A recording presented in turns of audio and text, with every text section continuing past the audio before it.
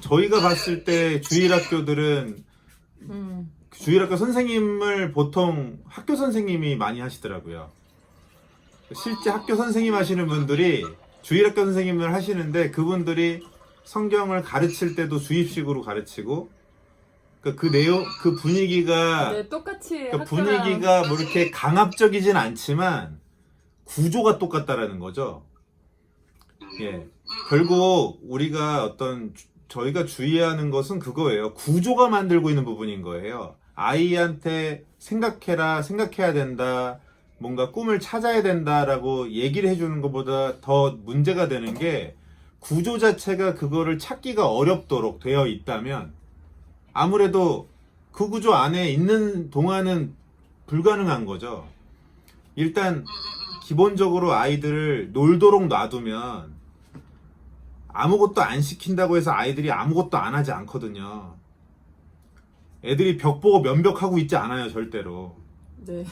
뭔가를 그 엄청난 에너지가 있기 때문에 그 에너지를 뭔가를 하려고 막 쏟아내려고 하죠. 거기서부터 이제 창의가 시작되는 창의력이 이제 발산이 되기 시작하는 건데요. 그 시점에 넣으려고 하는 거예요. 이게 김누리 교수가 그러잖아요. 에듀케이션이라는 표현 자체가 원래 안에 있는 것을 끄집어낸다라는 표현인데 우리나라는 그러니까 반교육이다. 집어넣으려고. 예, 안티 에듀케이션이다. 속에 있는 게 나와야 되는 시점에 밖에서 안에다 집어넣는 거죠. 예.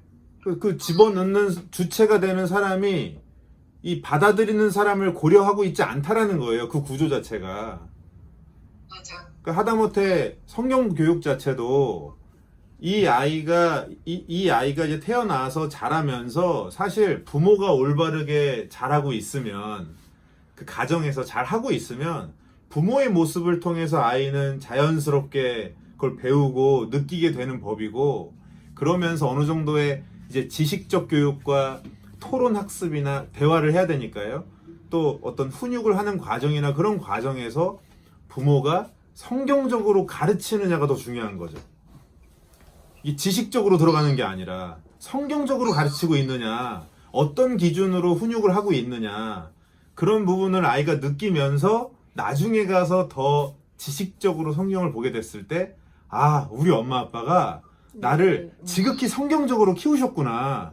그래서 내가 이렇게 행복하게 잘 자랐구나를 느끼게 되면 자연스럽게 하나님에 대해서 긍정적인 마음이 들 거 아니에요. 근데 우리나라 교육은 그게 전혀 아니죠.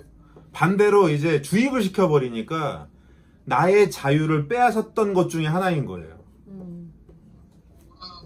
학교도 나의 자유를 빼앗는 거, 가정도 나의 자유를 빼앗는 거, 주일학교도 나의 자유를 빼앗는 것. 그러니까 이제 20살이 넘으면서 아이들이 막 지금 교회에서 대거 이탈이 벌어지잖아요. 청년들이 돼가면서 기쁘지가 않았던 거죠. 네, 그때부터 이제 교회를 나가죠. 네. 그러니까 제가 지금 그 얘기 들으니까 딱 생각나는 게 저는 모태 신앙인 가정에서 태어났는데 네. 정말 그런 주입식으로 너무 가기 싫은데 억지로 끌려갔다가 이제 대학교 땡 이제 유학 가면서 빠이빠이 하고 완전 내 멋대로 막 상대처럼 이렇게 살다가 네네. 돌아온 거거든요. 정말 네. 저희 아버지가 거의 유언처럼 남기시고 돌아가셨어요. 저는 진짜 순교했다고 표현을 하는데 네. 그래서 그런 중에 그러니까 저희 오빠부터 시작을 한 거죠. 어떻게? 그러니까 우리가 지금까지 들었던 종교가 아니에요. 그러니까 아버지가 우리한테 알려주려고 했던 게 무엇인가 본질적인 거를 자꾸 하다가 네네.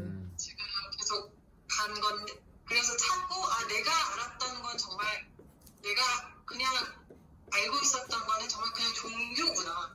이게 진리가 아니었던 거예요. 네. 그래서 진리를 만나서 완전 깨지고 인격적인 만남이 이루어지고 그 다음에 제가 믿고 네. 그 다음에 제가 연애 중이었던 남편한테 전한 건데 그래서 저는 제가 그런 경험이 있으니까 네. 너무 고민인 거예요. 저 어렸을 때 가정예배 드리고 찬송가 부르고 너무 싫어했거든요. 네. 기도 길게 하면 그게 정말 너무 싫고 되게 고역이었단 말이에요.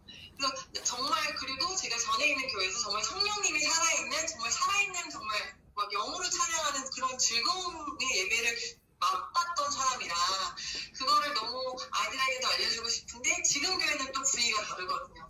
그런 것도 있고, 제가 이 아이들을 뭐 기독교 교회에 보내, 교회에서 하는 유치원 보내, 교회에서 하는 학교 보내, 그래서 다 하나님으로 네, 얘기를 네. 해주고 있지만 네. 이 아이들이 기뻐서 기도를 하느냐? 아니거든요. 그렇죠. 맞아요. 네. 그러니까 정말 시킴으로 인해서 맞아요. 억지로 하고 있고, 저희가 그냥 관습이 돼버린 저는 거죠. 아이를 낳으면서 되게 신앙적으로는 저는 광야길을 걷고 있어서 네. 지금 저희 열정이 되게 막 이제 완전히 땅 밑에 지금 저희 파묻혀 있거든요. 저희는 되게 걱정하는 부분이 저희 로니 로기에 대해서요. 그러니까 관습적으로 기도를 하고 관습적으로 예배를 드리고 이런 게 젖어버리면 본인이 크리스찬인지 아닌지를 모른단 말이죠. 크리스찬이 아닌데 크리스찬인 줄 알고 살 거예요. 대부분의 모태신앙이 그렇거든요. 맞아요. 아무리 봐도 절대 크리스찬이 아닌데 평생을 그 속에 살았기 때문에 자기가 크리스찬인 줄 알아요. 예, 그 울타리에서 벗어나 본 적이 없기 때문에 울타리를 벗어나려고도 안 해요. 그 안에 살아요. 그런데 크리스찬이 아니에요. 그런 사람들이 너무 많죠. 네. 저는 좀 그런 사람들이 떠나봤으면 좋겠어요. 근데 그래도 한번 떠나보셨으니까 다시 오셨잖아요. 그러니까 오히려 아이들이 저희는 그래서 로니 로기한테 성경 공부를 요즘 안 시켜요. 예, 거의 안 시켜요.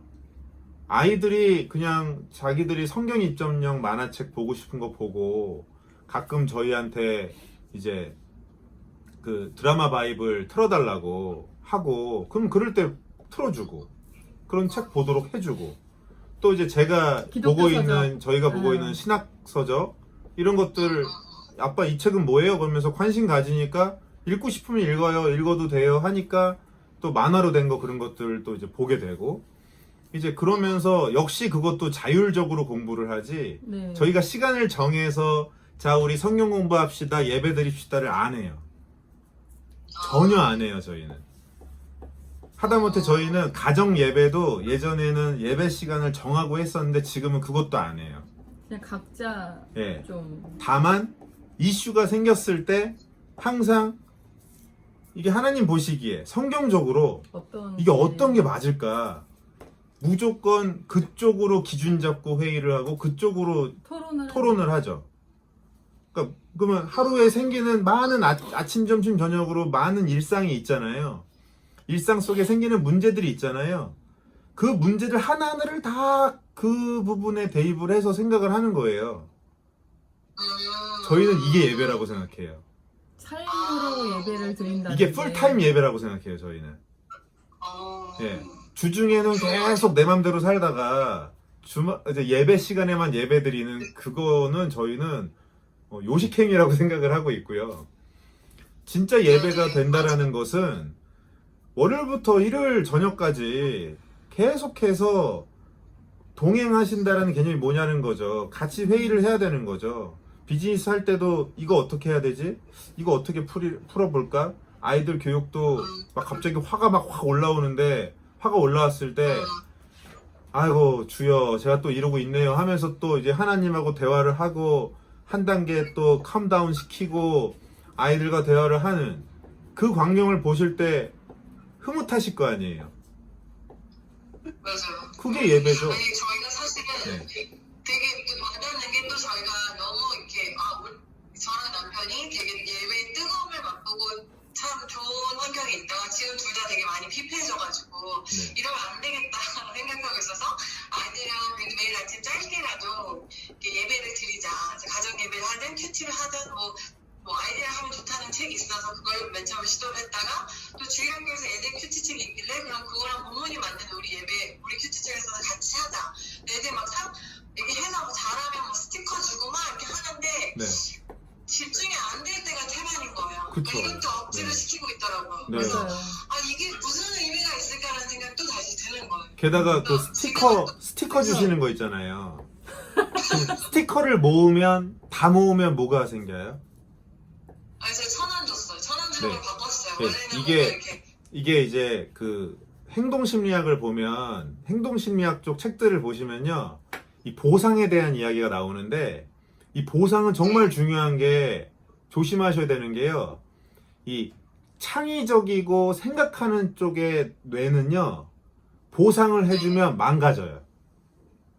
망가진다고 하더라고요. 이게 단순 노동 있죠. 단순 노동. 단순 노동은 그 노동을 이만큼까지 하면 뭘 줄게라고 했을 때 효과가 있대요. 그런데 창의적이고 생각해야 되는 쪽은 인센티브가 걸리는 순간 오히려 망가진다고 거기서 해요. 멈추는. 그래서 이 보상에 대한 심리는 이 보상에 대한 것을 어떻게 할까에 대한 거를 많은 가정에서 좀 잘못 이용하시는 경우가 있는데, 진짜 어렸을 때 우리가 뭐 잘하면 어른들이 사탕 주는 그런 것 때문에 우리가 또 세뇌당해 있는 거죠. 그렇죠. 근데 그거는 심리 공부를 좀 더 해보시는 거를 추천드려요. 예. 그래서 보상을 주면 결국 그걸 싫어하게 만들어요. 그러니까 우리가 성경 공부를 하면서 보상을 주면 성경을 싫어하게 만드는 게 되는 거죠. 그러니까 이게 이 컨텐츠 자체가 간단하게 설명드리자면 이 컨텐츠 자체가 너무 좋아서 내가 좋아서 해야 되는데 내가 좋아서 시작을 할 수도 있는 아이를 보상을 줌으로써 그 보상 때문에 하는 게 돼버리는 거죠. 그러면 보상이 끊기는 순간 이걸 안 하게 돼요. 이거를 하는 이유는 그 보상 때문이었으니까. 1,000원 때문이었으니까. 그래서 그 1,000원을 주는데도 불구하고 아이가 안 하고 있잖아요. 그러면 너무 다행인 거예요. 할렐루야죠. 너무 다행인 거예요. 네. 예, 그 아이가 그 정도 인센티브에 흔들리지 않는 상황이라는 거죠. 네. 너무 다행이에요. 만일 성경은 너무 싫은데 돈 맛을 알아가지고 애가 하고 있다 그러면 이 아이한테 오히려 다시금 성경이 그 어떤 보상 없이도 너무나도 아름답고 너무나도 짜릿하고 기쁜 것이라는 걸 알려주기는 너무 힘들죠. 네. 되게 아이러니한 게 얘는 성경 되게 좋아하거든요. 네. 그냥 정말 성경책을 읽어주는 걸 하는 걸 괜찮은 걸로 착하게 해야 될 것 같아요. 네. 어쨌든 좋아하는 걸로 하는 거, 보상에 대한 이야기, 사회적인 거에 대한 보상이 그걸 억제한다는 건 정말 좋은 거. 네. 제가 그러면 계속 사실 가장 하고 싶었던 질문을 좀 네. 드릴게요. 네. 그러니까 저도 나름 이렇게 정말 얇게 여러 가지 육아 서적이라든지 그런 걸 보고 약간 지향하고 바라보는 이상적인 게 있는데 막상 시작하지 못하는 것에 좀 막연함 때문이에요. 사실 무엇을 어떻게 시작해야 되는지 그런 것도 있고 그러니까 언스쿨링을 어떻게 보면 한다면요? 언스쿨링이라든지 네네. 홈스쿨링을 했을 때 네네. 그래도 이렇게 그럼 그러니까 이 아이가 저는 사실은 그 유대인들이 12살 때 성인식을 해준다고 하잖아요. 그러니까 네. 12살 때까지 이 아이가 경험할 수 있는 걸 많이 경험하게 해주고 12살 때부터는 너의 선택을 존중해 줄 테니까 너가 원하는 걸 선택해서 우리 같이 해보자라고 해서 아이가 만약에 일반 학교를 가고 싶다고 한다든지 아니면 다른 학교를 가고 싶다든지 아니면 혼자 하고 싶다든지 이런 말 하면서 얘기하면서 가고 싶은 그런 마음이 있거든요. 근데 그러기 위해서는 지금 이 아이와 대화를 쌓고 무엇이 좋은지를 자꾸 경험을 해야 되는 건데 막상 이게 완전히 무슨 기간에 적을 두지 않고 제가 혼자 우리가 아니면 우리 부부가 혼자 이거를 집 안에서 하게 될 경우 그러니까 무엇을 어떻게가 너무 어려운 거예요. 그러니까 정말 얘가 좋아하는 것만 계속하게 하는 건지 아니면 우리가 생각하는 뭐 소정 검정고시를 할 수 있는 수준의 무슨 교육적인 게 들어가야 되는 건지 뭐 수학이라든지 국어라든지 이런 그 기본적인 우리가 흔히 기본이라고 알고 있는 과목들이 있잖아요. 네. 그런 것들을 어떻게 하고 계신지 전혀 그런 거 없이 정말 아이가 하고 싶은 것만 하고 계신지 그게 저는 너무 궁금하더라고요. 그러니까 네. 홈스쿨링의 개념은 어쨌든 집에서 홈스쿨링이랑 다른 거니까. 네. 네. 그렇죠. 그러니까 네. 홈스쿨링이라는 거는 저는 어떻게 보면 스쿨링을 안 하는 새로운 거니까. 거잖아요. 네. 네. 그런 저희의 게 전혀 없고. 저희의 경우는 과목이 전혀 없죠. 네, 그 국어, 영어, 수학 뭐 이런 거는 아예 한 번도 해본 적이 없어요. 아니 뭐 물론 이게 지나가듯이 뭐 어떤 상황이 생기면 주사위를 던지거나 했을 때 더하긴 해야 되잖아요.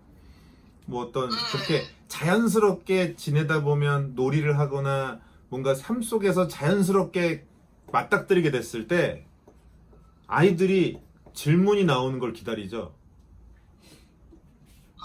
아이들이 알고 싶어 하기 전에 아무것도 주지 않아요. 그러니까 아이들이 알고 싶어 하는 거 외에는 아무것도 교육시키려고 하지 않았어요. 우리가 심지어는 가장 기초적인 게 국어잖아요. 네. 네, 책 읽어주는 거 말고는 아무것도 안 가르쳤거든요. 그러니까 어렸을 때, 쓰기 교육. 예, 어렸을 때 그냥 얘네들이 글을 모르잖아요.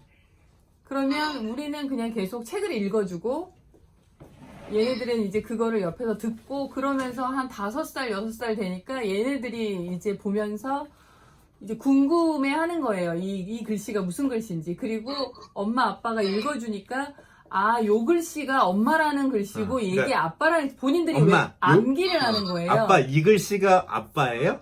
이렇게 써 있는 글씨가 요 글씨가 엄마예요? 이렇게 물어보더라고요. 그때만 맞다고 이렇게 네, 얘기해줬죠. 그래서 6, 7살 때 벌써 국어를 뗐어요, 얘네가. 그러니까 그 다음부터는 본인들이 그림을 그 동화책을 펼치고 그림을 그리듯이 그 부분을 이렇게 그린 다음에 내가 쓴 거 이거 엄마 맞냐, 아빠 맞냐 이렇게 물어보더라고요. 그래서 그때마다 맞다고 그렇게만 얘기를 해줬죠. 그러니까 어느 순간부턴가는 그냥 외워서 동화책을 읽고 그러니까 읽을 줄 모르는데 하도 많이 들어서 애들이 좋아하는 그 가장 애정하는 동화책 몇 권 있잖아요. 그거는 진짜 100만 번 읽잖아요, 막. 그건 애들이 네. 달달달 외우죠, 그거는. 글씨를 몰라도 외워요, 애들이. 그럼요. 조금씩은 틀릴지 몰라도 외운단 말이에요. 근데 그러다 보면 눈으로 계속 보고 있으니까 자연스럽게 이게 들어오는 거죠. 그러면 기본적으로 인간은 계속해서 궁금함을 찾아 나서기 때문에 저희는 그거를 그냥 놔둔 거예요.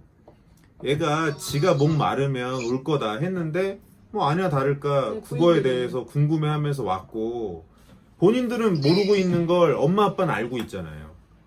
또 주변 사람들을 만나봐도 그들은 알고 있는데 내가 모르고 있잖아요. 알고 싶죠. 알고 싶은 거예요. 그러니까 되게 긍정적으로 아이들이 학습 욕구가 생기는 거죠. 네. 그래서 그때 저희가 그렇다고 해서 옳았구나, 드디어 올 때가 왔구나 해서 붙잡고 가르치지 않았어요. 네. 계속 방어적으로 가르쳤어요. 그러면 네, 그냥 네, 알고 싶으면 네가 더 이렇게 해라. 이렇게 더 봐봐라. 더 그걸 찾아갖고 와봐라. 또 예를 들어 엄마 아빠를 이제 써서 갖고 왔다 그러면 다른 글자도 한번 찾아갖고 써갖고 와봐라. 그러니까 최대한 저희 시간이 되게 많았죠. 저희가 붙잡고 가르치는 게 없었기 때문에 피드백만 가끔씩 해줬다 생각하시면 돼요.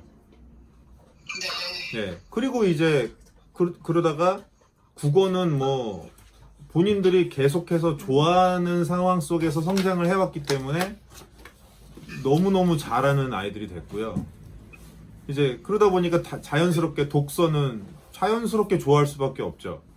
그리고 엄마 아빠도 기본적으로 책을 끼고 있고 저희는 휴대폰으로도 밀리의 서재로 책 읽는 시간이 제일 많고요. 뭐 집에 TV는 없고 계속 전체적으로 책을 읽고 책 내용 갖고 토론하고 하는 분위기다 보니까 독서는 기본적으로 이제 자리가 잡혔고 이제 뭐 주변에서 수학 산수 어떻게 할 거냐 하는데 저희는 이것도 나중에 지들이 필요하면 할 거다. 근데 이제 놀이하다 보니까 덧셈 뺄셈을 해야 되잖아요.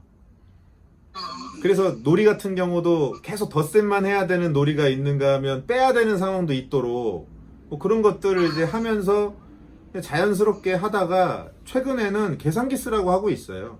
네, 곱셈, 뭐 덧셈 네. 이런 것도. 제가 인테리어 건축 쪽 일을 했었는데요. 인테리어랑 건축 설계 쪽도 일을 했었는데 저는 진짜 진짜 두 분은 사시면서 지금까지 물론 반도체 하셨을 때는 필요하셨을 것 같아. 근데 일상생활 속에서 수학 쓰신 적 있으세요? 피타고라스 정리. 저도 그렇게 생각해요. 과외할 때만 공부하고 써본 것 같아요. 과외. 네. 아니 아까 얘기했던 그 컨설팅 하시는 그분도 그래도 수학은 해야 되지 않냐 얘기하시는데 제가 물어봤죠. 수학을 언제 가장 최근에 내 머리로 사칙연산을 했던 적이 언제냐. 갸우뚱 하시더라고요.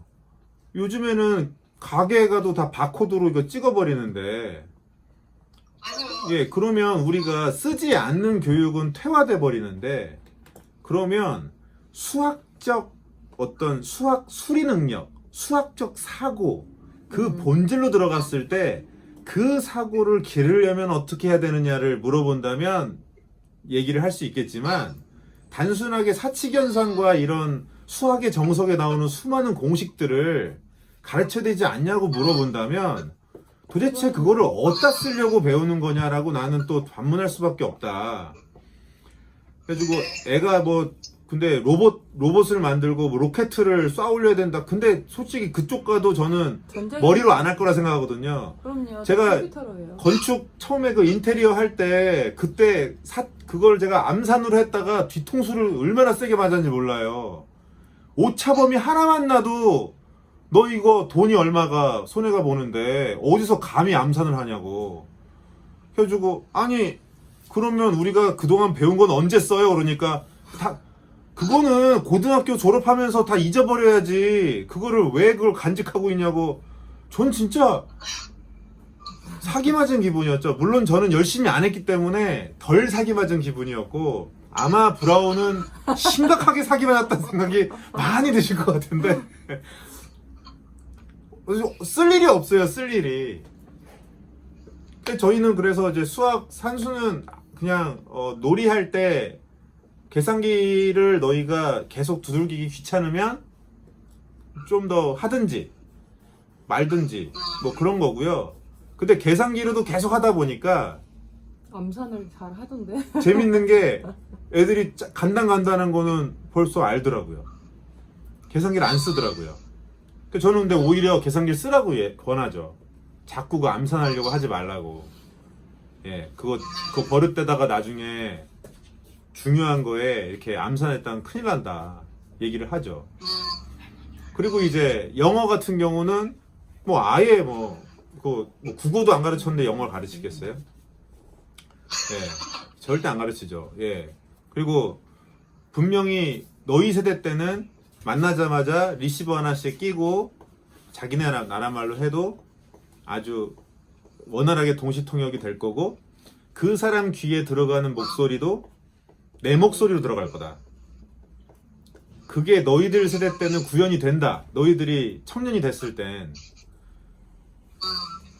제가 이제 이거를 되게 오래전부터 강조를 했었는데 몇 년 전인가 나왔어요. 그 어떤 네. 그 인도계의 천재 프로그래머가 이태리인가 유럽 여자친구가 생긴 거예요. 짝사랑한 사람이.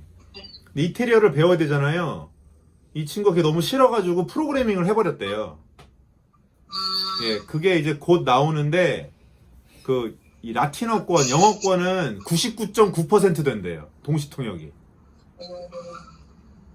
이제 아시아권으로만 이제 지금 이제 어떻게 전환하느냐 그거를 지금 하고 있는데, 그럼 뭐 다 된다고 하더라고요.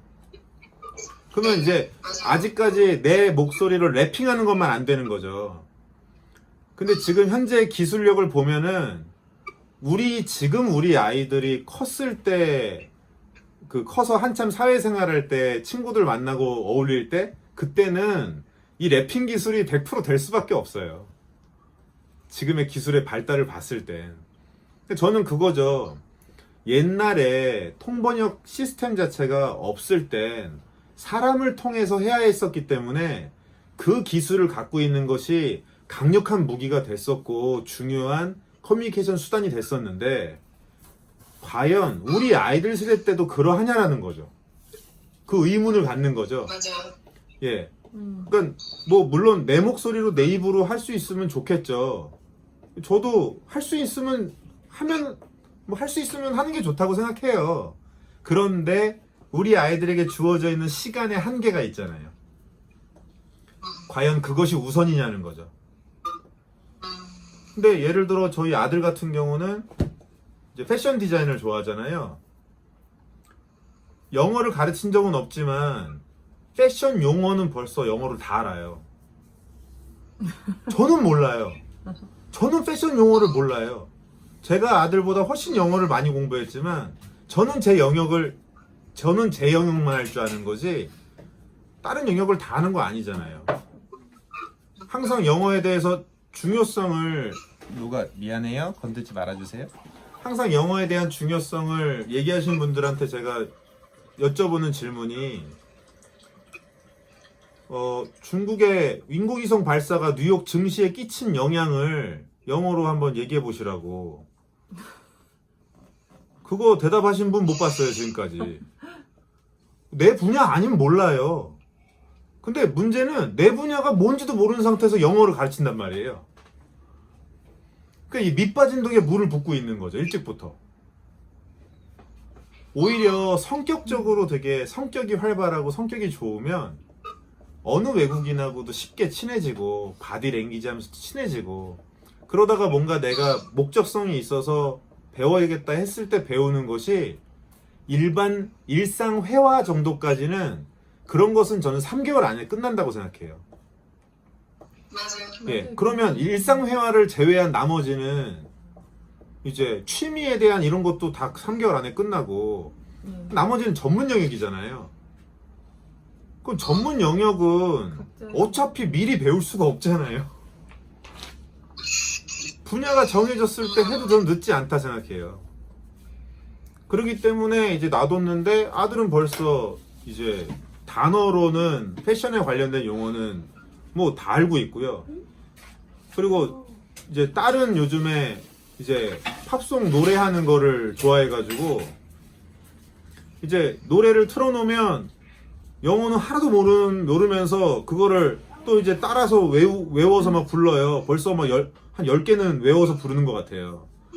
근데 그러다 보니까 그것도 놔뒀죠 그냥. 네. 근데 그러다 보니까 어느 순간부터인가 국어를 했을 때처럼 내가 발음한 이 단어가 무슨 단어야? 궁금해하기 시작했어요. 예. 사전을 이제 뒤지기 그쵸. 시작하더라고요. 그리고 이제 그림을 그리다 보니까 남이 그린 그림을 보면 또 티셔츠나 이런 이제 그런 이제 옷을 디자인했는데 여기 영어가 써 있잖아요. 그럼 이게 무슨 뜻이냐 물어보는 거죠. 그래서 그럴 땐 사전 찾아봐라. 팝하고 돌려라. 해가지고 이제 그때만 휴대폰을 잠깐 빌려줘가지고 팝하고 돌릴 수 있게 그렇게 해서 스스로 하기 시작을 했어요.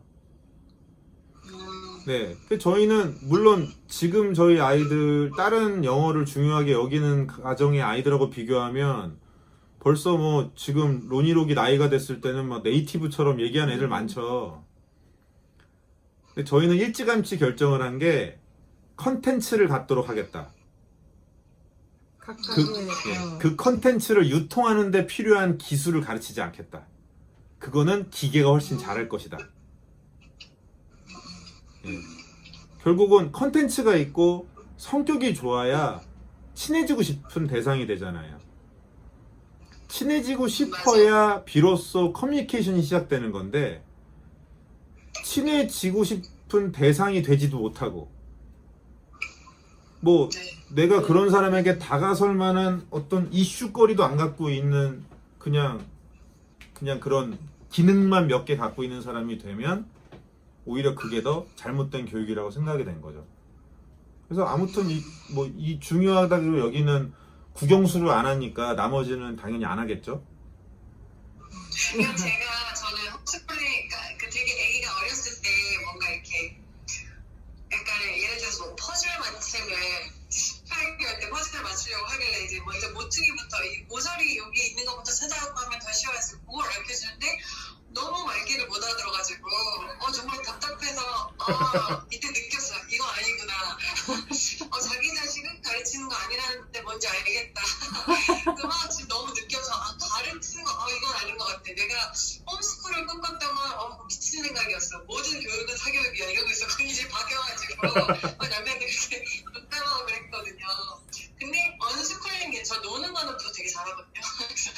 노는 걸로 어쨌든 하는 거고 오히려 그런 식으로 아예 그 뭔가를 가르칠 텐데 가르쳐야 한다는 부담을 아예 배제할 수 있으면 이거는 또 다른 얘기인 거니까 맞죠? 그럼요. 그것도 다시 생각할 수 있는 거잖아요. 맞아요. 네. 거의 대부분 그것 때문에 부담스러워서 못하는 거니까요. 그러면 것도 어쨌든 나중에 필요하다고 본인들이 느낄 때만 시킬 생각이신 거예요? 그럼요. 그럼요. 그 기간에만 이렇게 해도 금방 아니 할 수 있는 거니까. 로니가 2학년 때 학교를 그러니까 갔었어요. 2학년 나이가 됐을 때 그래도 학교를 네. 며칠 보내볼까 해가지고 갔는데 시험을 봐야 된대요. 시험 봐서 안 되면 1학년부터 다녀야 된다고. 그래가지고 이제 시간은 넉넉히 주긴 했는데 어쨌든 그 이제 어느 정도까지 알고 있는지 그걸 이제 시험을 보자고 하더라고요. 네네. 그래도 90점은 나오던데요. 근데 물론 초등학교 1학년 과정이니까 그런 것 같긴 한데요. 2학년. 예, 근데 그거 같아요. 애들이 책을 많이 읽잖아요.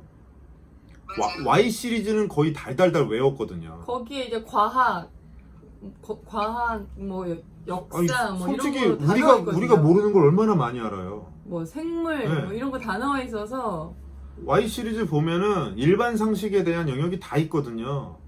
그러니까 그게 초등학교 과정에서 배우는 것들이 거의 다 나와 있어요.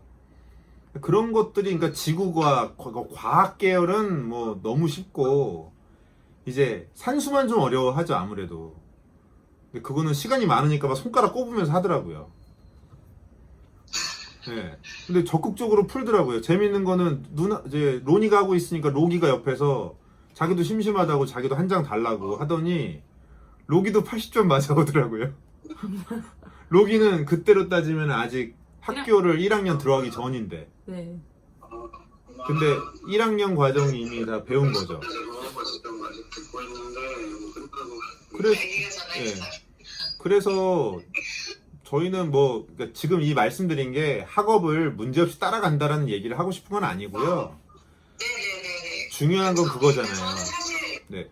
그거를 아예 탈피한다는 개념을 아직 뭐 갖지 못했던 것 같아요. 네. 언스쿨링이라는 그 개념이 네. 그거는 되게 새로운 거니까. 그러니까 배움이라는 게 결국 배움을 안 하면 안 된다 생각해요. 저희도 공부를 안 하면 안 된다 생각해요. 다만 공부하는 방식 자체가 지금 그 학교라는 제도에서 시키고 있는 그 방식은 우리 아이들을 살려주는 교육이 아니라 죽이는 교육이라는 거죠. 예, 맞아. 그러니까 그게 아닌 살려주는 교육을 시키겠다라고 저희는 생각하게 된 거고, 살려주는 교육이 무엇이냐라고 했을 때 언스쿨링이 그러니까 저희가 이제 언스쿨링을 생각하게 된 가장 큰 계기가 서머힐 스쿨이었어요. 영국에. 네네. 예, 그 서머힐 스쿨이 다큐멘터리에 나왔었는데 이렇게 학교에 종이 이제 그 수업 종이 딱 쳤는데 그 네. 카메라맨이 딱 들어가니까 학생이 한 명도 없는 거예요. 교실에 선생님만 있어요. 그래가지고 선생님한테 이제 아니 애들 어디 갔냐 하니까 선생님이 모르겠는데요 그러는 거예요. 뭐 우리나라 같으면 난리 날 얘기죠. 학생이 한 명만 없어도 난리인데. 그래가지고 근데 한 명도 없으니까 말이 되냐 학생이 어디 있는지 모른다는 게. 그랬더니 날씨가 좋아서 아무래도 놀러 간 것 같다고. 그러니까 수업에 참여하는 게 자유인 거예요. 그러니까 애들이 이제 그래서 카메라맨이 밖으로 나가 보니까 이제 애들이 막 거기는 학교 안에 숲이 있어요. 그러니까 막 숲 안에 선생님도 없이 애들이 다 여기저기 뿔뿔이 흩어져서 놀고 있는 거예요, 그냥. 예, 뭐 보조 교사도 없어요. 어떤 애는 뭐 나무 위에 올라가서 늘어져 있고 그냥 뭐 개울가에서 놀고 있고 다 그렇게 그냥 자기가 편한 대로 놀고 있더라고요. 그래서 저런 식으로 놀기만 하면 애들이 배움은 언제 갔냐 그러는데 카메라맨 눈에 딱 포착이 된 게 어떤 여학생 둘이서 책을 들고 어디론가 이동하고 있는 거예요. 그래가지고 쫓아갔더니 도서관이 나오는데 도서관 안에 아이들이 또 가득가득한 거죠.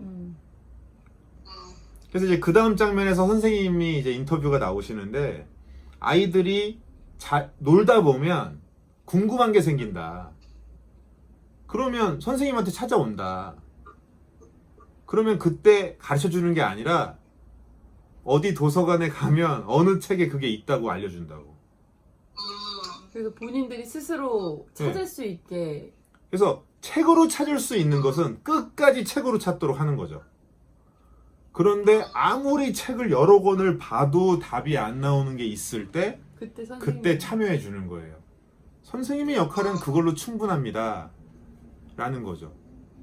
저희는 거기서 한편 더 한층 생각하는 게, 그럼 엄마 아빠가 그렇게 해서 여러 가지를 조합을 해서도 애가 모를 때 그거에 대해서 엄마 아빠가 그러면 답을 알려줄 수 있을 만큼의 능력이 무조건 있어야 되느냐? 아, 저희는 그렇게 생각 안 해요. 유튜브를 볼 수도 있는 거고요. 모를 수도 있으니까 또 함께 우리 아이가 하필이면 궁금해하는 게 한의학이면 음. 저희가 이제 브라운한테 연락을 하겠죠. 우리 아이가 한의학을 궁금해하는데 이거 설명 좀 해주세요. 친구가 있으면 되는 거예요. 우리에게도 그런 친구들이 있으면 돼요. 분야에. 우리가 다 알 필요가 없다는 거죠. 예, 우리는 그 과정 자체에서 맞아요. 배움이라는 게 얼마나 즐거운지, 공부라는 게 얼마나 즐거운지를 부모가 누리고 있으면 된다고 생각을 해요. 그래서 저는 제 공부하고 엘리는 엘리 공부하고 다 각자 자기 공부한 거예요. 그러다가 같이 얘기하고 싶은 내용이 있으면, 뭐 패션에 대한 거는 아들이 이제 아무래도 엄마랑 코드가 잘 맞으니까 엄마랑 같이 얘기도 하고, 딸은 저랑 스토리텔링이나 이제 그림 그리기나 뭐 이런 거 얘기 또 나누고, 또 같이 잘 아는 사람끼리 얘기도 하지만 모르는 사람하고 대화도 하고 싶잖아요. 또 그렇게 또 얘기 나누고, 그런 시간이 중간중간에 자연스럽게 있는 것 뿐이고, 그 외에는 뭐 살려는 드릴 게 이거죠. 그냥 예? 먹여주고 재워주고 씻겨주고 거의 딱 기본적으로 살아가는 데 필요한 일상, 그거 외에는 티칭이라는 게 없었다고 보시면 될 것 같아요. 되게 많은 훈육 빼고, 메시지가 훈육 빼고. 많아요.